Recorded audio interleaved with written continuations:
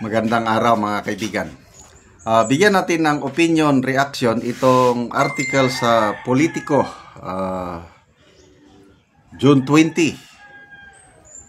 Senate spokes under fire for allegedly lawyering for Duterte. Ito, labanan na ito ng mga spokesperson, House versus Senate. Ito. The spokesperson of House Prosecution Panel criticized Senate Impeachment Court spokesperson Attorney Reginald Tungol for his statement that seemed to be lawyering for Vice President Sara Duterte. Ano ba yung sinabi ni Attorney Tungol na parang nagiging abogado siya ng Vice President? Ito In an interview on Head Start program, Attorney Antonio Audi Bocoy said that Tungol basically told Duterte what to do with the impeachment case. If you recall, ito yung sabi ng House spokes. If you recall, I heard a soundbite from the statement of the Senate spokesperson Attorney Tungol. Sinabi niya, you know, if I were the Vice President, I will file a motion to dismiss. Why is he hinting? Why is he telegraphing? Hindi ho ba? Bocoy said. He is the spokesperson of the Senate, so we can assume he is speaking the minds of the Senate. Spokesperson say, like me, I am the spokesperson for the prosecution. What I say might bind them or it can reflect the mindset of the prosecutors. Aside from being grossly inappropriate statement, Bocoy said it's wrong to broadcast what you will do. Bocoy said Tungol is following the footsteps of some of the biased senators. Ito na, simula na. Maraming nakakapansin na itong Attorney Bocoy very aggressive sa kanyang mga statement, lalo na sa mga senator judges. Ito, the likes of Senator De La Rosa who as a judge moved to dismiss. The judge doesn't move to dismiss. It's the parties that do that. Di ba? Bocoy said the House will follow the order. Anyway, yun na yun, yung mga requirements ng court. Susundin daw. I don't know how true. Di ko man narinig yung sinasabi ni Attorney Bocoy na parang ina-advisean ni Attorney Tungol si VP Sara na mag-file to dismiss, file motion to dismiss. Hintayin natin ang response. Ang alam ko lang sa pakikinig ko sa dalawa, mas magandang pakinggan si Attorney Tungol. Very calm, magsalita, tapos focus lang siya. Wala akong nakikitang bias pag nagsasalita si Attorney Tungol. Nagpapaliwanag lang siya at madaling maintindihan ang kanyang sinasabi. Dito naman kay Attorney Bocoy, ito, observation ko lang ito medyo ano siya, palaban. Okay. I don't know kung napapansin ba niya. Basta, hindi maganda ang dating sa akin. Ito, pakinggan natin na si Attorney Tungol, ang galing niyang magsalita. Ina-advisean lang niya itong spokes ng House na huwag niyong awayin ang impeachment court. Hindi niyo man kami kalaban. Ang kalaban niyo, yung defense o yung mga abogado ni VP Sara. Kami, wala kaming, hindi niyo kami kalaban. Pakinggan natin si Attorney Tungol.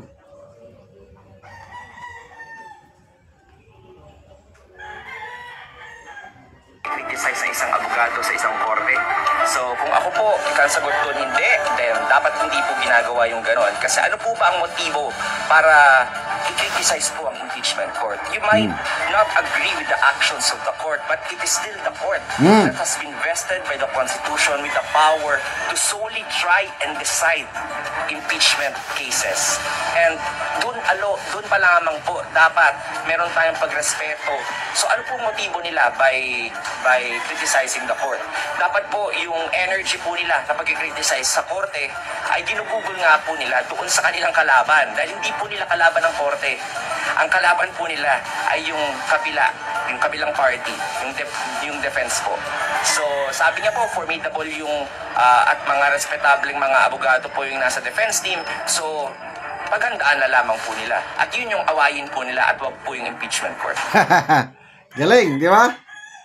Ibabalik ko po, kapag kami po ay magkalaban ba o nasa ordinaryong korte, gagawin po ba yan at tatanungin? Basa tayo sa mga comments. Matet Llaneta, sabi niya, true. Grace Flores, okay ka, Attorney Tungol. Si Attorney Ukay, Bukay ma'am. Attorney Bokoy, tangahan yan kasi malaki bayad. Ernesto Texon, wala rin kasi sa katinuan ang abogagong iyon. Parang hindi abogado. Makikita mo talaga kung ang isang tao na bayaran ibang mga statement kahit mawalan kredibilidad.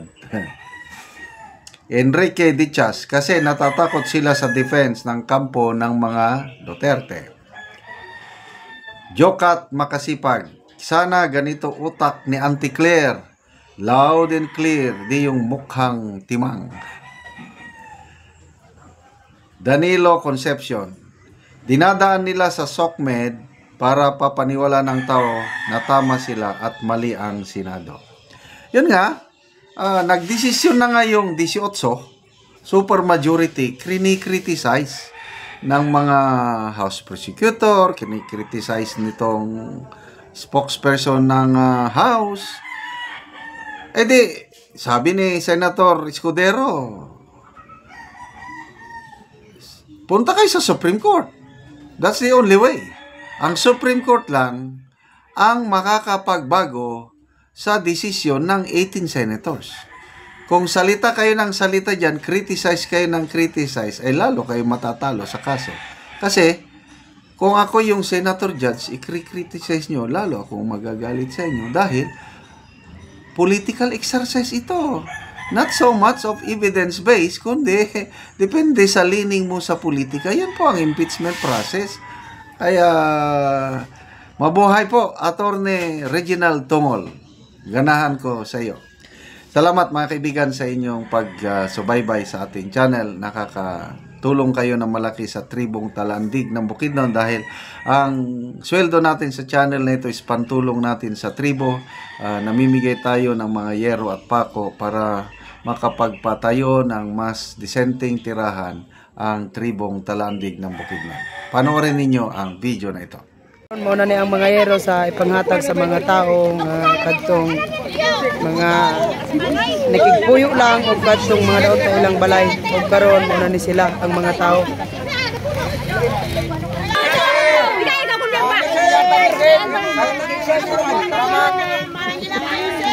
Salamat sila sa bahalag nagaulan. Excited kayo sila nga magkuha sa ilang yero.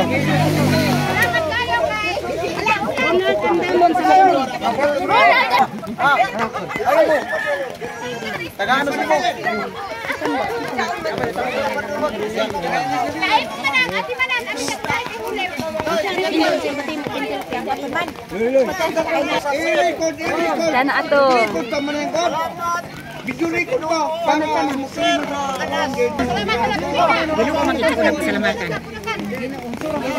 Salamat sa Ginoo.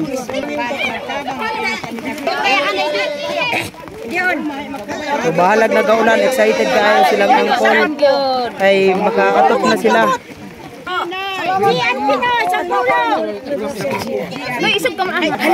Kunay da yan siya. Ay, tama na yun. Sabaan sila. Oh, yan eh. Tato na buswangan.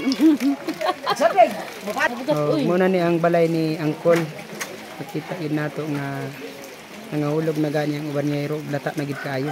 Og mo na ni ang kadako sa buslot sa balay ni Angkol. Nga dagko na gid kaayo. O mo na ni ang itsura sa iyang balay. So karon nga nagaulan so natagaan si Agero so mag-atop na rin si Angkol karon. O nagaulan na nagani ang ilang salog.